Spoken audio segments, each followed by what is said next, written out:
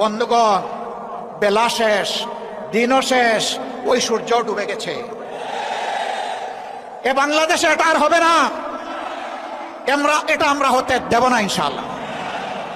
আমরা তরুণ যুবকদেরকে জিজ্ঞেস করতে চাই, যাদের বয়স 35 কিংবা তার নিচে, তিনটা নির্বাচনে ভোট দিতে পারো নাই, অর্থাৎ সারা জীবনে একটা ভোট দিতে পারো নাই।